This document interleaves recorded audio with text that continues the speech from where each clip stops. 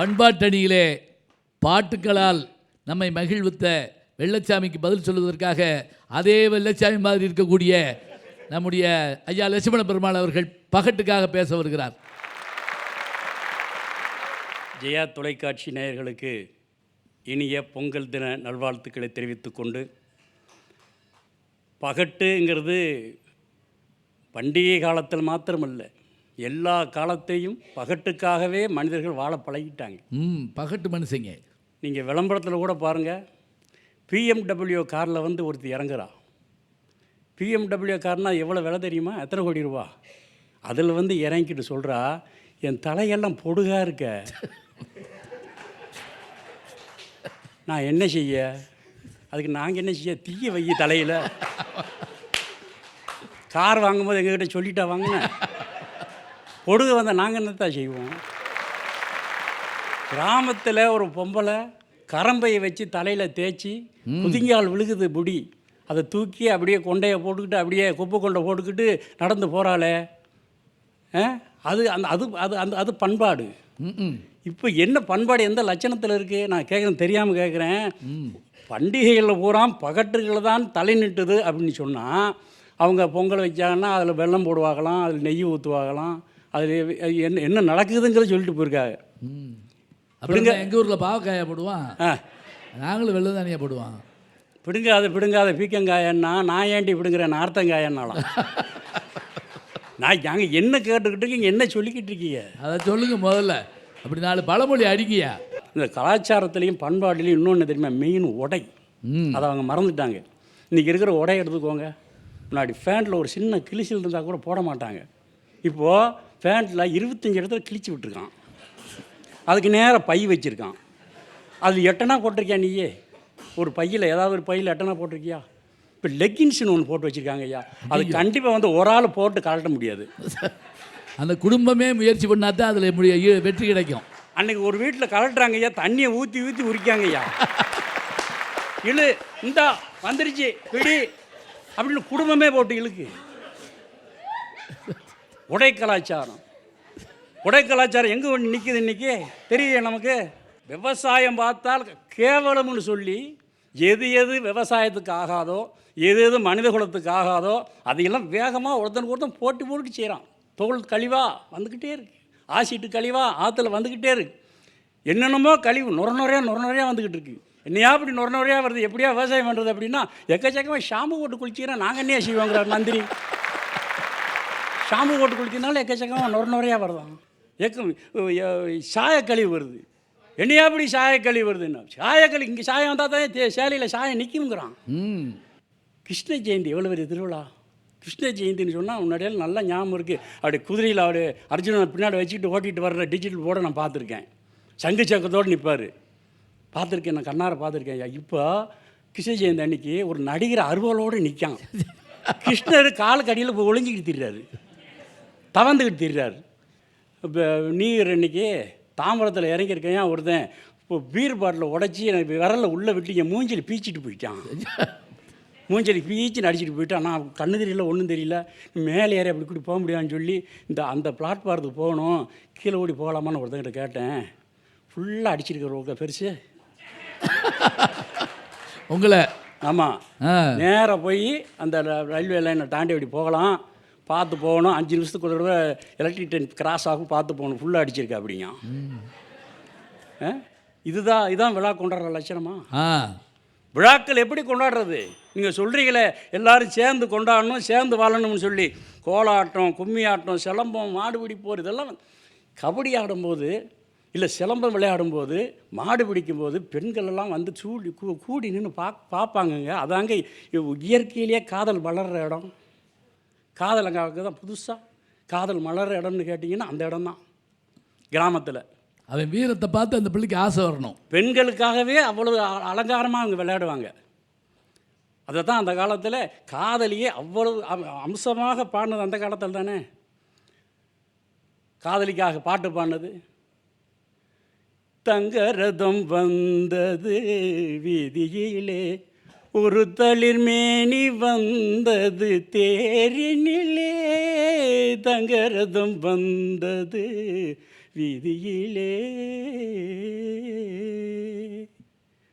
செவ்விள நீரின் கண் திறந்து செம்மாதுளையின் மணி வாய் பிளந்து செவ்விள நீரின் கண் திறந்து செம்மாதுளையின் மணி வாய் பிளந்து முளைவிடும் சென்னல் கோலமிட்டு முளைவிடும் சென்னல் கோலமிட்டு மூவர் உலா வந்த காலங்கள் போலே தங்கரதம் வந்தது வீதியிலே. நீ அவர் பாட்டுக்கு பாலமுரளி கிருஷ்ணா குரல் எடுத்துட்டாரு. ஆமையா, சாதாரண பாட முடியாது இதெல்லாம். அப்படியெல்லாம் பொங்கல்னு சொன்னால் சும்மா நீங்கள் மாதிரி அப்படி பொங்குறது இப்படி பொங்குறது இல்லை. புது பானை, புது அடுப்பு, புது பானை, புது அரிசி, புது வெல்லம், எல்லாமே புதுசு. களத்தில் தைப்பொங்கல் அன்னைக்கு வந்திருக்கக்கூடிய அத்தனை விளைச்சல்களையும் கோயில் பூசாரியை கூட்டு கொடுப்பாங்க. இந்தா கொண்டு போ. அடுத்து யாரை தர்மங்கட்டு வருவாங்க, எல்லாத்தையும் கொண்டு போ. அந்த ஊர் சின்ன சின்ன தொழிலாளிகள்லாம் வருவாங்க, எடுத்துகிட்டு போ என்று சொல்லி கொடுப்பது தான் அன்றைக்கு பொங்கலாக இருந்தது. இன்றைக்கு அந்த பொங்கல் எங்கே போச்சு? எந்த விவசாயி பண்ணுறாரு அந்த மாதிரி என்று தான் நாங்கள் கேட்குறோம். நடுவர் அவர்களே, இன்னைக்கு சாப்பிட்ற ஆள்கிட்ட கேளுங்க, என்ன அரிசி நீங்கள் வாங்குறீங்க? கர்நாடகா பொன்னி, ஆந்திரா பொன்னி, பஞ்சாப் பாசுமதி அரிசி என்று சொல்கிறானே ஒழிய மாப்பிள்ளை சம்பா அரிசி, தமிழ்நாட்டு அரிசி யாராவது சாப்பிட்றீங்களா? அப்போ கேளுங்க. மணிச்சம்பா அரிசி சாப்பிட்றீங்களா? சீரக சம்பா அரிசி, தமிழ்நாட்டில் விளையக்கூடிய அரிசியை எந்த தமிழன் சாப்பிடுறான்னு கேட்டு பாருங்க. அப்போ எங்கே விளையுது? தங்கமூர்த்தி வந்து கவிதையாக படிக்கிறாருங்க. தை மகளே வருக, தை பெண்ணே வருக, தை குமரியே வருக. எல்லாம் விளைஞ்சிருக்காயா? விளைஞ்சி பருவத்தோடு விளைஞ்சிருந்தா நீ குமரியே பெண்ணே அப்படின்னு சொல்ல வேண்டிய. இனி இப்போ என்ன எப்படி படிக்கணும்? தை கிளவியே கைத்தாங்களாய் வருக, தட்டு தடுமாறாமல் வருக. அப்படி படிங்க. கவிதையை மாற்றுங்க. இரவில் சுதந்திரம் வாங்கினோம், விடியவே இல்லைன்னு படிக்கலையா? அப்படி உள்ளதை படிங்க. காவேரியில் விளையலாங்க, பாதியில் நின்று போச்சிங்க. இங்கே மக்காச்சோளம் விளையலாங்க, பாதியில் நின்று போச்சிங்க. எல்லாமே பாதியில் நிற்கிது. எப்படி பொங்கல் கொண்டாட முடியும்? யார் தண்ணி கொடுக்குறா நமக்கு? யார் தண்ணி கொடுக்கா? எங்கள் ஆந்திராக்காரன் அங்கே அடைச்சிட்டான் பாலாறு, இவன் முல்லை பெரியாரும் அடைச்சிட்டான், அவன் காவேரியை அடைச்சிட்டான். நமக்கு யாராவது தண்ணி கொடுக்காங்களா? பாண்டிச்சேரிக்காரன் தண்ணி குடிக்க கேட்கதா, அடிக்க வேணா தாரேன். குடிக்கிறது வேற, அடிக்கிறது வேறாங்க. அவன் என்ன எவ்வளோ அடிச்சிருவே நீ? அவ்வளோதான் அவனால் முடிஞ்சது. அதுக்காகத்தான் நமக்கு ஏரிகளையும் குளங்களையும் கம்மாக்களையும் எக்கச்சக்கமாக கட்டி வச்சான். ஐயா, இப்படியெல்லாம் பின்னாடி ஒரு சிக்கல் வரும்னு சொல்லி தான் எல்லாம் கட்டி வச்சான். எல்லாத்தையும் மேற்று பிளாட் போட்டானே நம்ம ஆள். வயக்காட்டில் அப்படியே கொக்குகள் நிற்கும். இப்போ தரிசு நிலத்தில் பொலிக்கல்லை நட்டி வெள்ளை அடித்து வச்சுருக்கான். ஆனால் கொக்கு தான் நிற்க கொடுக்கணும் பார்க்க. பொலிக்கல்லை நட்டி பூரா வெள்ளை அடித்து வச்சுருக்கான். கல் பொலிக்கல்.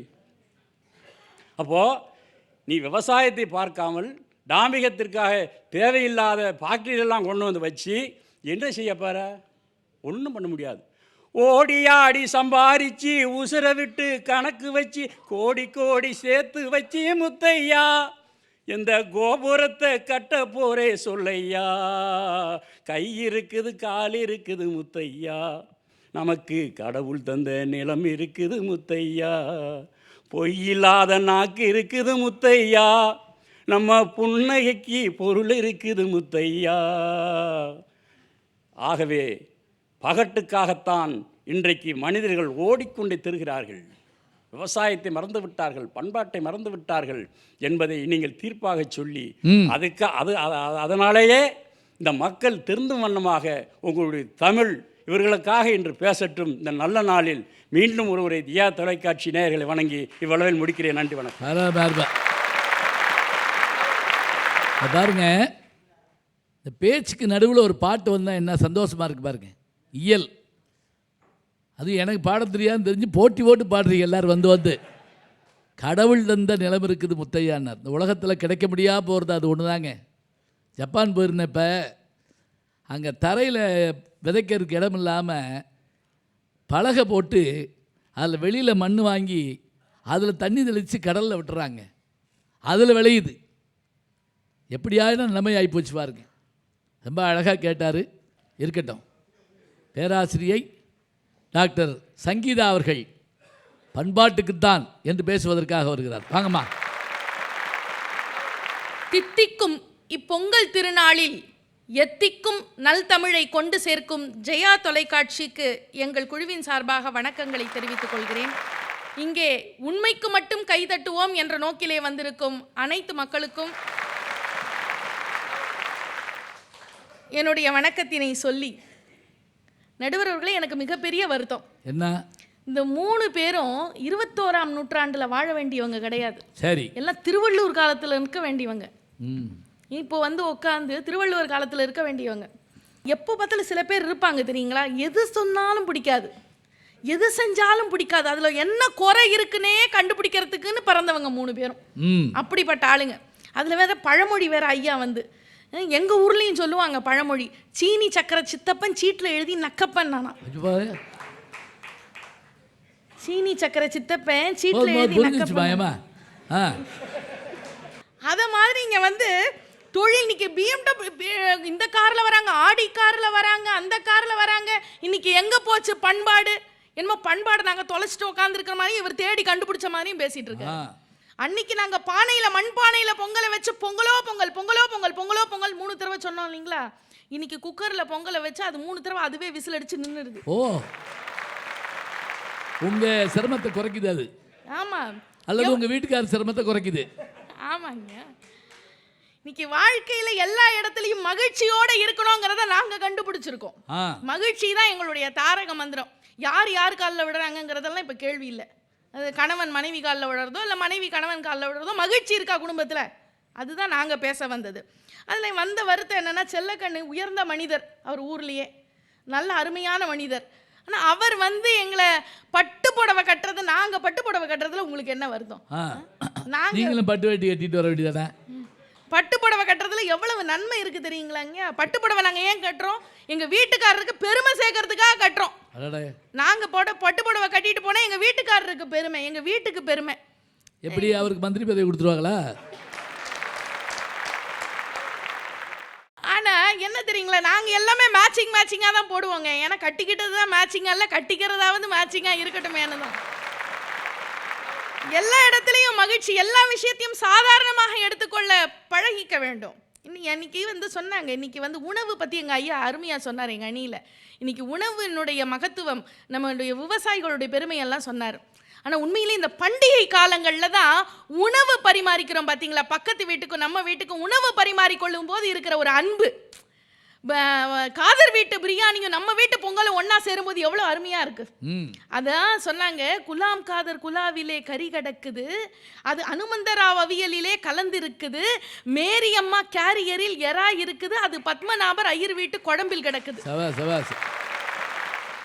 சமையல் எல்லாம் கலக்குது, சமத்துவத்தை உணர்த்துதுன்னு பாட்டில் சொன்னா, வரதப்பா வரதப்பா கஞ்சி வருதப்பா, கஞ்சி கலையும் தன்னை தலையில் தாங்கி வஞ்சி வருதப்பா. அவங்களுக்கு பாட தெரியுது. ஏதோ என் பாட்டுக்கு பாடுறேங்க.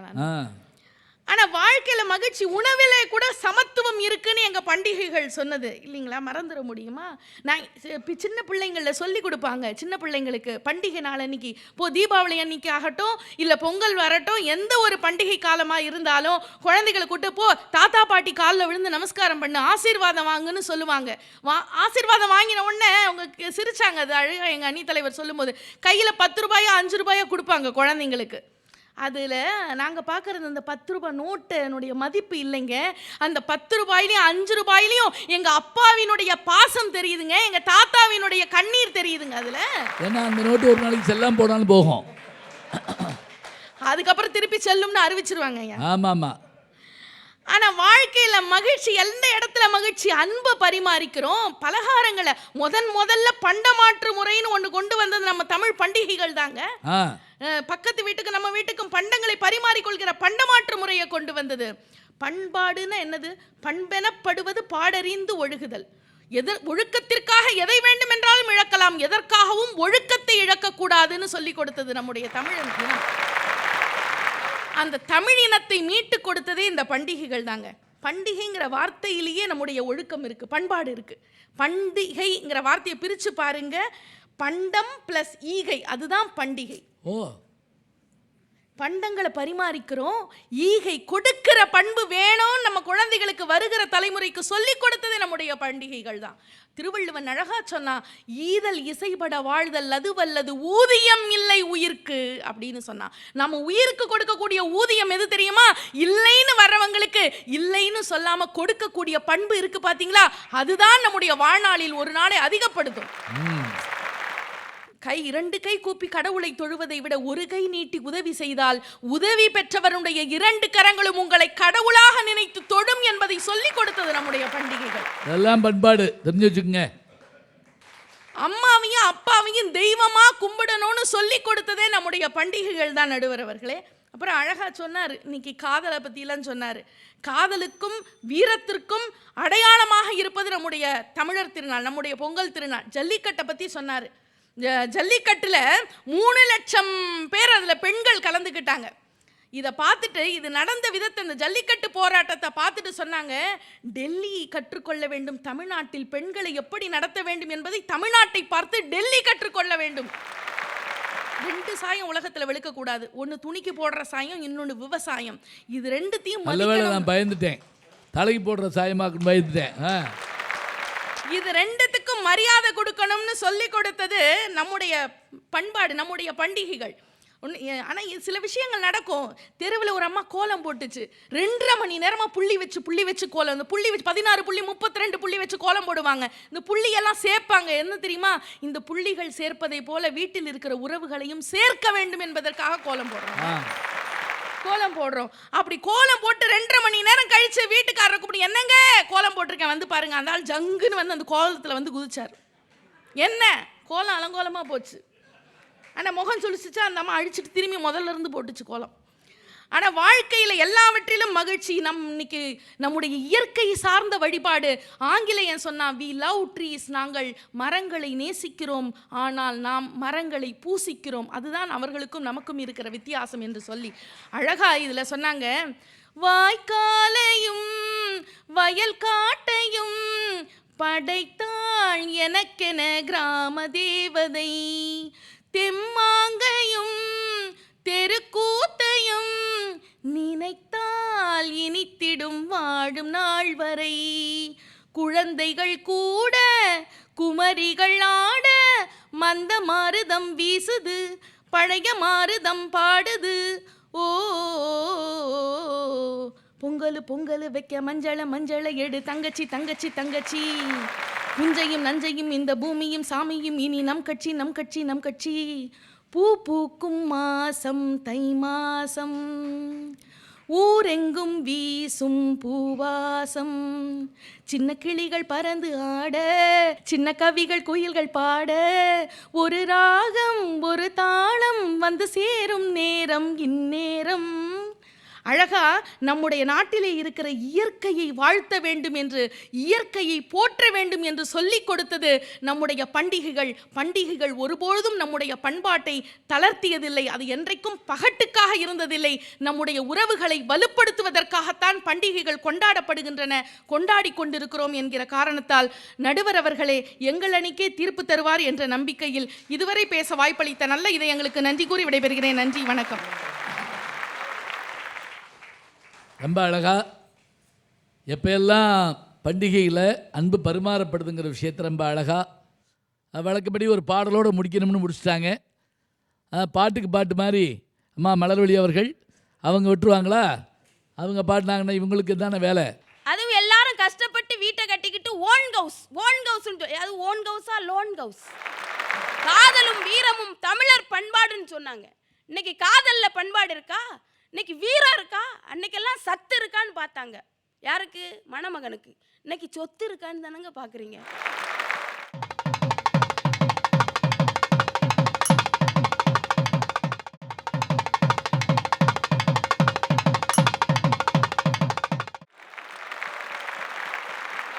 பேராசிரியை டாக்டர் சங்கீதா அவர்கள் பண்பாடு என்பதை பாட்டோடு முடித்தார். மலர்வழி அவர்கள் பகட்டுத்தான் என்று பேச வருகிறார். வாங்க. தரைய பார்த்து நிக்குது நல்ல கதிரு, தன்னிலைய மறந்து வெளியே நீட்டுது பதறு, அதுபோல் அறிவு உள்ளது அடங்கி இருக்குது வீட்டிலே, எதற்கும் ஆகாத சிலது ஆர்ப்பாட்டம் பண்ணுது வெளியிலே, அதாலே மனுஷன் சாப்பிடுறாண்டா தம்பி பயலே, இது மாறுவதப்போ தீருவதப்போ நம்ம கவலே. பேசாம எம்ஜிஆர் நூற்றாண்டு விழா இங்கே கொண்டாடிருக்கலாம் போல் இருக்கு. எல்லாம் அல்ல இறையருள் சிறப்பின வேண்டி சின்ன இதழ் திறந்து சிங்காரமாய் பேச என்னை அழைத்து வந்த என் தமிழுக்கு முதல் வணக்கம். இந்த அருமையான நிகழ்ச்சியை ரசித்துக் கொண்டிருக்கின்ற ஜெயா தொலைக்காட்சி நேயர்களே, உங்கள் அனைவருக்கும் இந்த சின்னவளின் சிறப்பான வணக்கங்களை முதலில் உரித்தாக்கிக் கொள்கிறேன். அருமையான தலைப்பு பண்டிகைகள் பகட்டா பண்பாடா அப்படின்னு கேட்டிருக்கீங்க. இன்னைக்கு ஏதாவது பண்பாடு மாதிரி ஏதாவது நடக்குதா நீதிபதி அவர்களே? அது கேளுங்க. அவங்க அருமையாக சொன்னாங்க. உண்மையிலே இன்றைக்கு பண்டிகைன்னா நேற்று போனஸ் வாங்குகிறோம்.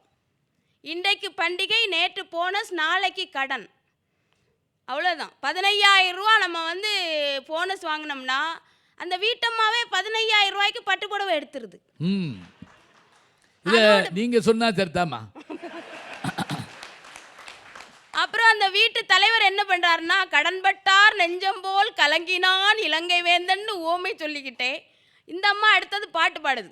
அடுத்தாத்து அம்பூஜத்தை பார்த்தேலா, அவ ஆத்துக்கார கொஞ்சுறத கேட்டேலா, அடிச்சாலும் புடிச்சாலும் புடைய வாங்கிக்கிறா, அடிச்சது கொன்னு புடிச்சது கொன்னு புடவையை வாங்கிக்கிறா, பட்டு புடவையை வாங்கிக்கிறா. அவர் பாவம் போல அடுத்தாத்து சங்கதி எல்லாம் நமக்கேண்டி, அவன் சம்பள 100 கிம்பள 100 வாங்குறாண்டி.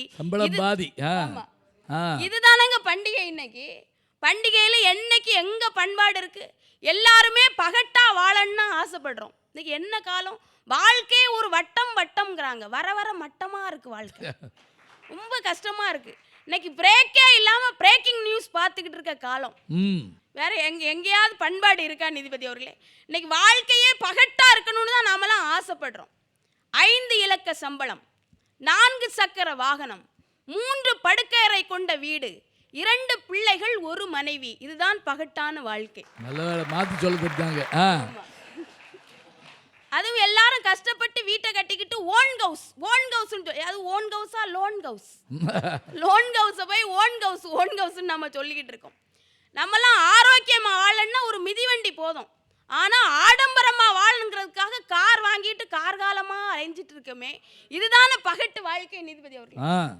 காதலும் வீரமும் பண்பாடும் எல்லாரும் கொடுக்குறாங்களாம். எங்கள் சங்கீதாம்மா சொல்லிச்சு, நாங்கள்லாம் அதாவது பலகாரங்களை பண்டமாற்று முறையில் கொடுத்துக்கிட்டு இருக்கோம் அப்படின்னுச்சு.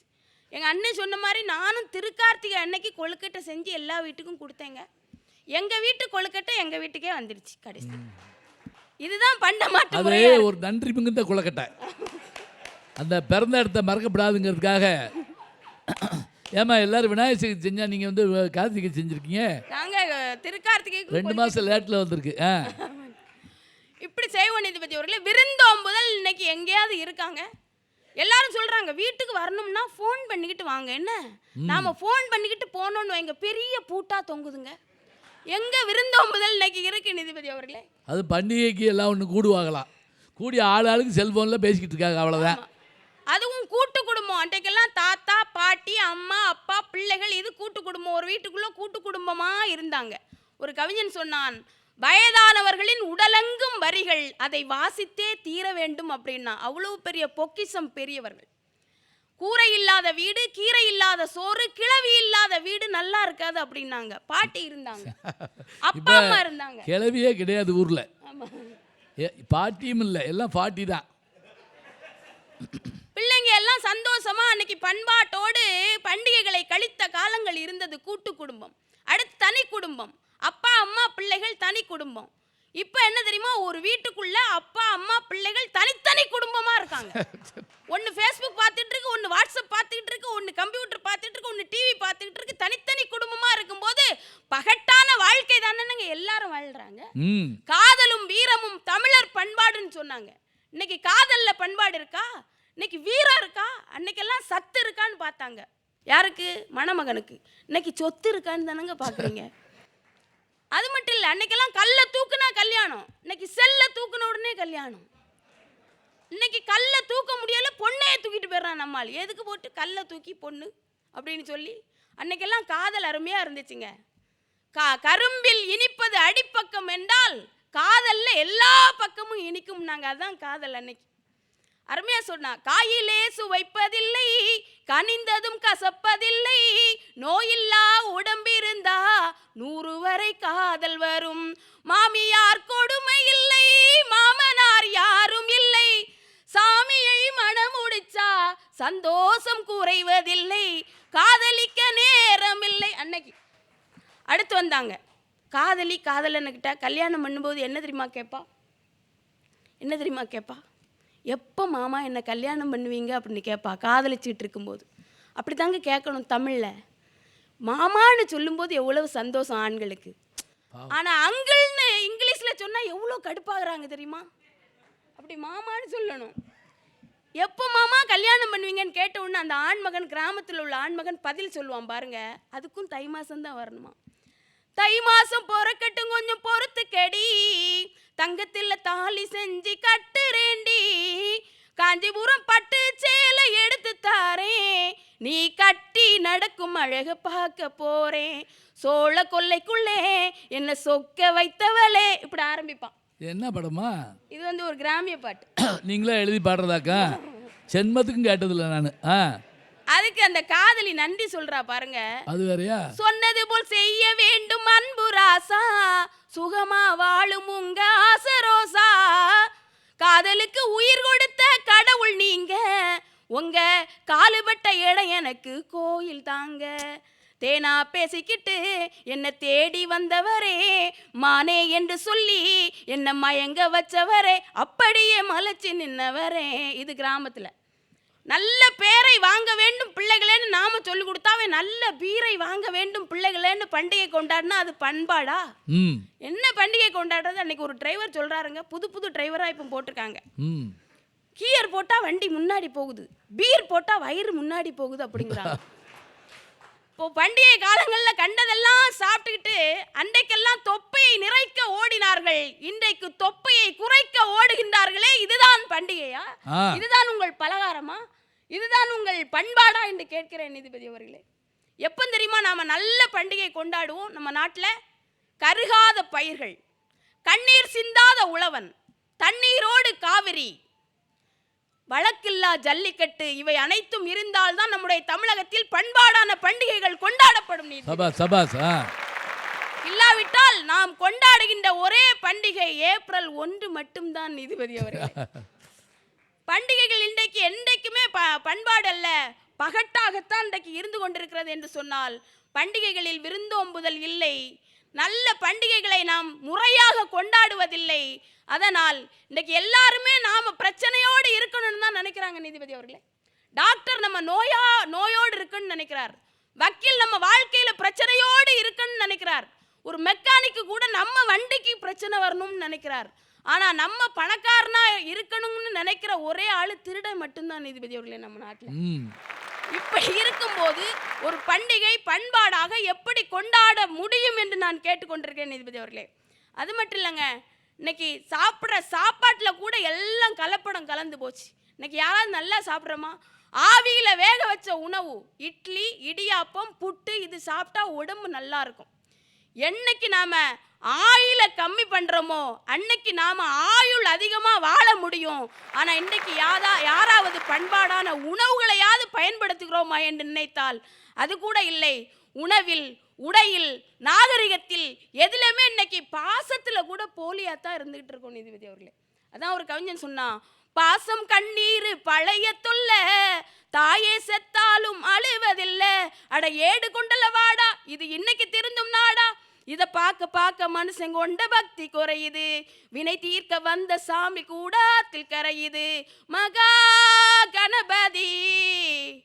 பிள்ளையார் ஊர்வலத்தில் கூட காவல்துறைக்குத்தான் அங்கே மரியாதை என்று சொன்னால் கடவுளுக்கே பாதுகாப்பு தேவைப்படுகிற பண்டிகைகள் என்று பண்பாடாக கொண்டாடப்படும் என்று கேட்டு வாய்ப்புக்கு நன்றி கூறி அமைகிறேன். நன்றி, வணக்கம். சபாசா, இந்த பொங்கல் அன்னைக்கு நீங்கள் உங்கள் வீட்டுக்கு ஒரு விவசாயி கூட்டுவாங்க, அல்லது நீங்கள் ஒரு விவசாயி வீட்டுக்கு போங்க, அவருக்கு ஒரு நல்லது செய்யுங்க. பிள்ளைகிட்ட சொல்லுங்கள், எப்பா சோப்பை தயாரிக்கிறவனு சீப்பை தயாரிக்கிறவனு பற்றி நமக்கு தெரியாது. ஆனால் நம்ம வயிற்றுக்கு சாப்பாடு கொடுக்குறாரே இவர் தான்ப்பா அந்த விவசாயி, இவருக்கு நீ வணக்கம் சொல்லுப்பான்னு சொல்லி பிள்ளைக்கு என்றைக்கு சொல்லுகிறோமோ அதுதானே பெரிய திருவிழா.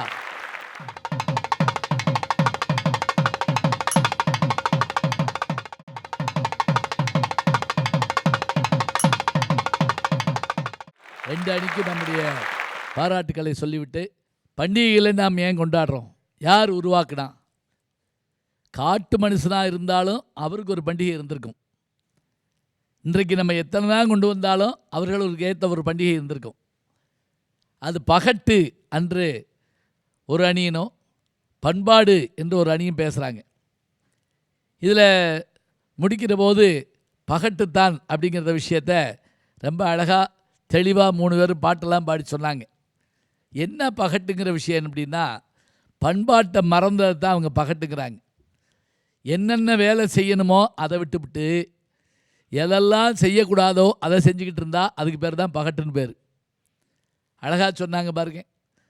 விவசாயத்தானுங்க முக்கியத்துவம் கொடுக்கணும். சொல்லுங்கள் பார்க்கலாம். ஒரு சோப்பு விளம்பரத்தில் வர்றவர் கிடைக்கிற ஒரு மரியாதை, ஒரு நாட்டில் ஒரு வயலில் ஒரு கிணத்தடியில் ஒரு தென்னை மரத்தடியில் உட்கார்ந்து வேலை பார்த்துருக்கக்கூடிய ஒரு விவசாயிக்கு கிடைக்குதா? யோசிச்சு பாருங்க. யார் சொல்கிறா? நம்ம தெரியலேங்கிறோம். ஒரே வார்த்தை, அவர் நாங்கள் பார்த்தது இல்லைங்கிறோம். அழகாக சொன்னாங்களா இல்லையா? இந்த பொங்கல் அன்னைக்கு நீங்கள் உங்கள் வீட்டுக்கு ஒரு விவசாயி கூட்டுவாங்க, அல்லது நீங்கள் ஒரு விவசாயி வீட்டுக்கு போங்க, அவருக்கு ஒரு நல்லது செய்யுங்க.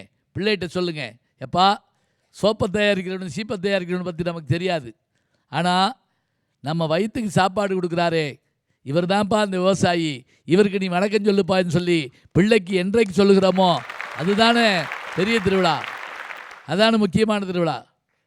ஆனால் அன்னைக்கு அது எப்படி இருக்குதா? சொல்லுங்கள் பார்க்கலாம். நிலம் இல்லை, ஆறு இருந்தால் நீர் இல்லை, நீர் இருந்தால் மண்ணே இல்லை, அது ஆறே இல்லை, அப்புறம் வேறு விஷயம். இப்போ இந்த சூழலில் எது குறைஞ்சிக்கிட்டே போகுது? எல்லாருக்கும் அவார்டு கொடுக்குறாங்க. அதைத்தான் அவங்க கேட்குறாங்க. தோட்டத்தில் வேலை செய்யக்கூடிய விவசாயிகள் இப்போ தான் ஓரளவுக்கு சில விஷயங்கள் கிடைக்குது. சமீபத்தில் ராமநாதபுரத்தில் ஒரு அம்மாவை கூப்பிட்டு அமெரிக்காவில் விருது கொடுத்தாங்க. ஏன் தெரியுமா? அது அபூர்வமான நெல் வகையை, இது வரைக்கும் சமீபத்தில் இல்லாத ஒரு நெல் வகையை கொஞ்சம் கொஞ்சமாக பெருக்கி அந்த தானியத்தை உற்பத்தி செஞ்சு பல பேர் கொடுக்குற அளவுக்கு அது கொண்டு வந்துருச்சான். இந்த அபூர்வமான விஷயத்தை பொங்கல் அன்னைக்கு எந்த தொலைக்காட்சியில் காட்டுறாங்க? சொல்லுங்கள் பார்க்கலாம். அன்றைக்கு கட்டாயமாக நடிகர் நடிகைகள் வர்றாங்க, இல்லைன்னு நம்ம சொல்ல முடியாது. ஏன்னா நம்ம பார்க்காதவங்களை பார்க்குறோன்னு சொல்லிட்டு போய் பார்த்துட்டு வர்றோம். இவர்களையெல்லாம் நீங்கள் என்றைக்கு அறிமுகம் செய்ய போகிறீர்கள்? ஏறுன்னா தெரியுமா? கலப்பைனா தெரியுமா? தெரியாது. எல்லாம் மயமாயிருச்சு. எனக்கு தெரியுங்க, நாற்று நடுறப்ப குளவு போட்டு பாட்டு பாடிக்கிட்டு அந்த அப்படி தொட்டு கும்பிட்டுட்டு அந்த வேலையை பார்ப்பாங்க. டிராக்டரில் உழுக வந்தபோது ஏர்களுக்கு வேலை இல்லாமல் போச்சு. அப்போ ஒரு கேட்குறாரு, எப்படி டிராக்டர் கொண்டு வரக்கூடாதுன்னு நினைக்கிறீங்களா? பூரா திரும்பி மாட்டை வச்சு உழுக முடியுமா? மாட்டினால என்ன லாபம்? அதுக்கு அவர் சொன்னார், மாடு உழுதுகிட்டு இருக்கப்பே சாணி போட்டால் அது நிலத்துக்கு உரமாகும், உன் டிராக்டர் ஒருபோதும் போடாது. அது மட்டும் இல்லை, அதனால் ஏற்படுற புகையினால் பயிர்களுக்கும் மற்றதுக்கும் தீமைதான் ஏற்படும். எந்திரங்கள் ஒருபோதும் இவற்றை செய்வதில்லைங்கிறத எடுத்துக்காட்டினாங்க. அதைத்தான் அழகாக சொன்னாங்க. பட்டாடை உடுத்துவதும் பொங்கல் சாப்பிட்றது மட்டுமா வாழ்க்கையை நம்ம சொல்கிறோம்? ஒரு கேள்வி கேட்குறாங்க. நீங்கள் தீபாவளி கொண்டாடுங்க வேணான்னு சொல்லலை, பொங்கல் கொண்டாடுங்க வேணான்னு சொல்லலை, ஆனால் உங்கள் வீட்டு வாசலில் இருக்கக்கூடிய வெடிக்கப்பட்ட குப்பையில் பார்க்குறப்ப பக்கத்து வீட்டில் இருக்கக்கூடிய ஒரு குழந்தை மனவாடி போச்சுன்னா, என் வீட்டில் இதெல்லாம் இல்லையேன்னு அந்த குழந்தை நினச்சின்னா அதுக்கு மேலே அந்த குழந்தையால் என்ன செய்ய முடியும்? அது அந்த குழந்தைக்கு நல்லா இருக்குமா?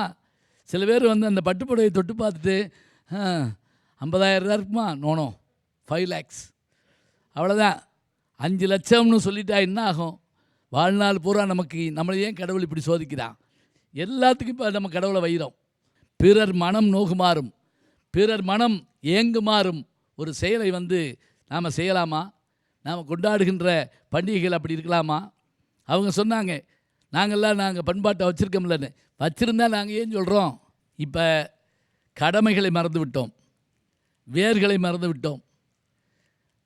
தூங்கி எந்திரிக்கிறது போது கூட நம்மகிட்ட ஒரு பொறுப்பு இல்லை. வந்த விருந்தினரை பார்க்கறதுக்கான நேரம் இல்லை. பண்பாடு என்று சொல்லக்கூடிய அத்தனை விஷயத்தையும் விட்டுவிட்டு எல்லாரும் பார்க்கணுங்கிறதுக்காக சில வேலைகள் நம்ம செஞ்சிட்ருக்கோமே. இந்த பகட்டு வாழ்க்கையால் பண்டிகைகளை கொண்டாடி என்ன பயன் இருக்கிறது? எங்கள் வீட்டில் எல்லாருக்குன்னு காட்டுறதுக்காகவா திருவிழா கொண்டாடுறோம்? எங்கள் வீட்டில் எல்லாருக்குங்கிறதுக்காகவா இப்படி தெரியுறோம்? இல்லை. அப்போ இந்த சூழலில் என்னைக்கு உங்கள் வீட்டு பிள்ளை விவசாயம் பண்ண போகுதோ, எங்கள் கல்லூரிகளில் போய் பேச போனாலும் என்ன பேசுகிறோம்? இப்போ சமீபத்தில் திருச்சியில் ஒரு சௌடாகம்பி பள்ளிக்கு போயிருந்தேன். அங்கே இன்கம் டேக்ஸினுடைய அசிஸ்டன்ட் கமிஷனர் வந்திருந்தார். அவர் சொன்னார், இந்த பள்ளியிலிருந்து ஒரு டாக்டர் வந்தால், ஒரு என்ஜினியர் வந்தால், ஒரு பொருளாதார மேதை வந்தால் நான் சந்தோஷப்படுவேன். அதை காட்டிலும் ஒரு விவசாயி இங்கிருந்து வருவாரேயானால் அவருக்கு நான் வணக்கம் சொல்லுவேன் அப்படின்னார். சொன்னவர் ஒரு அதிகாரி. அப்போ பாருங்கள், வேளாண்மைக்கு முக்கியத்துவம் கொடுத்து விவசாயத்தை முன்னுக்கு கொண்டு வந்து பண்பாட்டை நாம் எடுத்துக்கொண்டால்தான் அந்த பண்டிகைகளுக்கு பெருமை இருக்கிறது. பண்டிகைகள் என்னமோ நமக்கு பெருசாக தருதுன்னு நினைக்கிறோம். ஆனால் விடுமுறையை கொண்டாடுவதற்காகவும் மற்றவற்றை பேசுவதற்காகவும் மற்ற செயல்பாட்டுக்காகவும் இவை இருக்கிறதே தவிர, குழந்தைகள் தொடங்கி இளைஞர்கள், முதியோர்கள், மற்றவர்கள் என்ற அத்தனை பேரும் இந்த களியாட்டங்களில் ஈடுபட்டிருக்கிறார்களே தவிர அவர்கள் பண்டிகையை கொண்டாடவில்லை, பகட்டுத்தான் என்று கூறுவதால்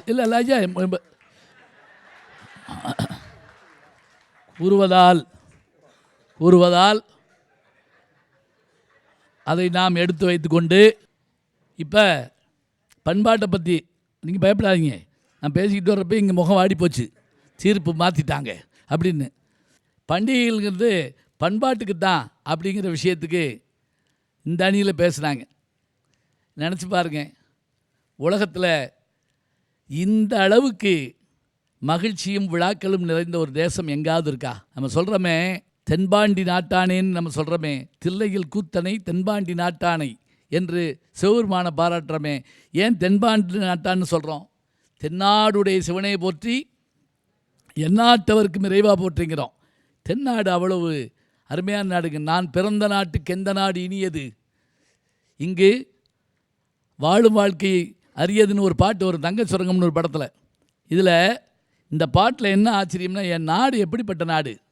நாம் சமீப காலத்தில் தானே இங்கே சில விஷயங்களை பார்க்குறோம். இங்கே பூகம்பம் உண்டா? இல்லை. கடுமையான வெள்ளம் உண்டா? கிடையாது. இப்படிலாம் இருந்தது. இப்போ சமீப காலத்தில் காலம் மாறி போச்சு. ஆனால் இந்த நாட்டில் எத்தனை வகையான பண்டிகைகள் இருக்குது. 12 மாதமாக 12 மாதமும் திருவிழா. அதில் மதுரைக்கு பேர் என்ன தெரியுங்களா? தூங்கா நகரம் மட்டும் இல்லைங்க, விழா நகரம், ஃபெஸ்டிவல் சிட்டி. ஏன் தெரியுமா? எந்த நேரமும் ஏதாவது ஒரு தெருவில் ஏதாவது ஒரு விழா நடந்துக்கிட்டே இருக்கும். இந்த விழாக்கள் எதுக்காக தெரியுங்களா? அவங்க அழகாக சொன்னாங்க, அந்த ரிலாக்ஸ் வர்றதுக்காகத்தாங்க. நம்ம மனதுக்குள்ளே வந்து ஒரு சோர்வை நீக்கணும். நல்ல நாள்னு ஒன்று வந்தால் தானுங்க அன்றைக்கி நல்ல சாப்பாடு ஏழை வீட்டில் கிடைக்கும். நினச்சி பாருங்க, அந்த நல்ல நாள்லையும் நம்ம விட்டுடலாமா? பணக்காரர்களுக்கு எல்லா நாளும் பண்டிகை தாங்க, ஏழைகளுக்கு பண்டிகை தானங்க நல்ல நாளே. அந்த நாளை தேடுறதுக்கு தானங்க அவங்க அந்த முயற்சி எடுக்கிறாங்க. பொங்கல் அது கொண்டாடுற போது எப்படி சொல்கிறோம்? வீடு நிறைய நெல். அந்த நெல் இருக்கிற போது, தானியம் வீட்டுக்குள்ளே இருக்கிறப்ப ஒரு லட்சுமி இருக்கிற மாதிரி ஒரு சந்தோஷம். யார் வந்து கேட்டாலும் ஒரு கை கதிர் அள்ளி கொடுப்பாங்க. அப்படியே அதை போய் இப்படி கசக்கி வீட்டில் வச்சுக்கோ, பணம் கொடுக்குற மாதிரி. ஒரு பழைய பாடல் உண்டு, குலை கொண்டு கோழி எரிப அப்படின்னு. என்ன தெரியுங்களா? சங்க இலக்கிய பாட்டு. ஒன்றும் பயப்படாதீங்க. ஒரு அம்மா நெல்லுக்காய போட்டிருக்குது, ஒரு வயசான பாட்டி தண்டட்டி போட்டு உட்காந்துருக்கா. ஒரு கோழி வருது. இப்போ அந்த கோழியை விரட்டணும். அவள் என்ன பண்ணாலாம், காதில் கிடந்த அந்த பாம்படம் தண்டட்டி இருக்கு இல்லையா, அதை கலட்டி கோழி மேலே எரிஞ்சாலாம். தங்கம் மறந்துடக்கூடாது, தங்கத்தை கழட்டி எறிதா. உடனே நம்ம என்ன நினைப்போம்? பைத்தியமா அப்படிமோ? பைத்தியம் இல்லைங்க. தங்கத்தை மத்தியான சாப்பாடாக சாப்பிட முடியாது, இந்த நெல்லை குத்தினா மத்தியான சாப்பாடாக சாப்பிட முடியும்னு சொன்னால் எது முக்கியத்துவம் வாய்ந்தது? வளமை. இந்த செல்வம் போனால் இன்னொன்று வந்துடும், இந்த உணவு போனால் இன்னொன்று வருமா? சொல்லுங்கள் பார்க்கலாம். தை பிறந்தா வழி பிறக்கும்னு சொல்கிறான்னு என்ன அர்த்தம்? ஒவ்வொரு விஷயத்துக்கு ஒன்று வச்சுருந்தான். பங்குனி போய் சித்திரை வந்தால் பத்திரிக்கை வந்துடும், கல்யாண பத்திரிக்கை வந்துடும்பா. அதை பார்த்த உடனே நான் எனக்கு நித்திரையும் வந்துடும்பா.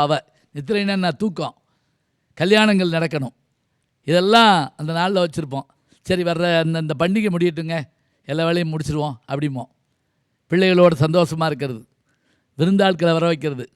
அதுவும் உறவினர்கள் எப்போ வருவாங்க? நீங்கள் ஒன்றும் வேண்டாம், பொங்கல் நடக்கிறதுன்னு வச்சுங்களேன், முதல் நாள் கோயம்பேடு பஸ் ஸ்டாண்ட்லேயோ சென்ட்ரல் ரயில்வே ஸ்டேஷன்லேயோ அல்லது நீங்கள் எக்மோர் ஸ்டேஷன்லேயோ மற்ற இடத்துலையோ போய் பாருங்கள், அவ்வளவு கூட்டங்க.